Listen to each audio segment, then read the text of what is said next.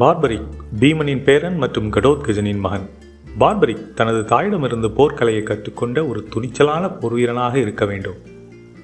பார்பரிக்கின் திறமையைக் கண்டு மகிழ்ந்த சிவபெருமான் அவனுக்கு 3 சிறப்பு அம்புகளை வழங்கினார். அக்கினி கடவுளிடமிருந்து ஒரு சிறப்பு வில்லையும் பெற்றார் பார்பரிக். பார்பரிக் மிகவும் சக்தி வாய்ந்தவர் என்று கூறப்படுகிறது. அவரை பொறுத்தவரை மகாபாரத போரை அவர் மட்டும் எதிர்த்து போராடினால் 1 நிமிடத்தில் முடிவடையும். கதை இப்படி சொல்கிறது.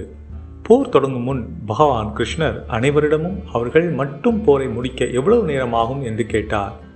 அதற்கு 20 நாட்கள் ஆகும் என்று பீஷ்மர் பதிலளித்தார். 25 நாட்கள் ஆகும் என்று துரோணாச்சாரியரும், 24 நாட்கள் ஆகும் என்று கர்ணனும், 28 நாட்கள் என்று அர்ஜுனனும் கூறினார். மகாபாரத போரை பார்க்க வேண்டும் என்ற தனது விருப்பத்தை தனது தாயிடம் தெரிவித்தார் பார்பரிக். அவரது தாயார் அவரை பார்க்க செல்ல ஒப்புக்கொண்டார். ஆனால் போரில் பங்கேற்க வேண்டும் என்று நினைத்தால் அவர் எந்த பக்கம் சேருவார் என்று கிளம்பும் முன் அவரிடம் கேட்டார். பலவீனமான பக்கம்தான் சேருவேன் என்று பார்பரிக் தனது தாயாருக்கு உறுதியளித்தார். இவ்வாறு கூறி போர்க்களத்தை பார்வையிட பயணத்தை அமைத்தார். கிருஷ்ணர் பார்பரிக் பற்றி கேள்விப்பட்டு பார்பரிக்கின் பலத்தை ஆராய விரும்பி பிராமணர் போல் வேடமிட்டு பார்பரிக் முன் வந்தார். கிருஷ்ணர் அவரிடம் அதே கேள்வியை கேட்டார். அவன் தனியாக போரிட்டால் போரை முடிக்க எத்தனை நாட்கள் ஆகும் என்று, தனியாக போரிட்டால் போரை முடிக்க 1 நிமிடம் ஆகும் என்று பார்பரிக் பதிலளித்தார். பார்பரிக் வெறும் 3 அம்புகள் மற்றும் வில்லுடன் போர்க்களத்தை நோக்கி நடந்து கொண்டிருந்ததை கருத்தில் கொண்டு பார்பரிக்கின் இந்த பதிலில் கிருஷ்ணர் ஆச்சரியப்பட்டார். இதற்கு பார்பரிக் 3 அம்புகளின் சக்தியை விளக்கினார்.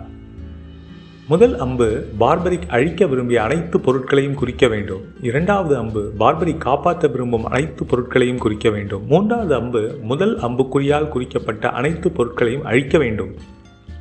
அல்லது 2வது அம்புக்குறியால் குறிக்கப்படாத அனைத்து பொருட்களையும் அழிக்க வேண்டும். இதன் முடிவில் அனைத்து அம்புகளும் நடுக்கத்தை நோக்கி திரும்பும். இதை பரிசோதிக்க ஆவலுடன் இருந்த கிருஷ்ணர் தான் நின்றிருந்த மரத்தின் அனைத்து இலைகளையும் கட்டும்படி பார்பரிக்கிடம் கேட்கிறார்.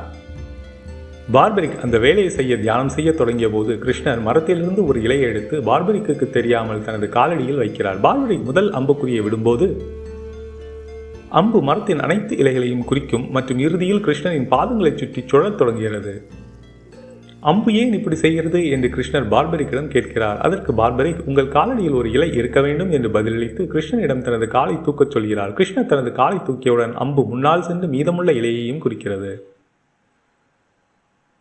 இந்த சம்பவம் பார்பரிக்கின் அபார சக்தியை பற்றி கிருஷ்ணரை பயமுறுத்துகிறது. அம்புகள் உண்மையிலேயே தவறு செய்ய முடியாதவை என்று அவர் முடிக்கிறார். உண்மையான போர்க்களத்தில் கிருஷ்ணர் யாரையாவது, அதாவது பாண்டவர்களை பார்பரிக்கின் தாக்குதலிலிருந்து தனிமைப்படுத்த விரும்பினால் அவரால் அதை செய்ய முடியாது. ஏனெனில் பார்பரிக்கு தெரியாமல் அம்பு முன்னேறி செல்லும் என்பதை கிருஷ்ணர் உணர்கிறார். பார்பரிக் நினைத்தால் இலக்கை அழிக்கவும் முடியும்.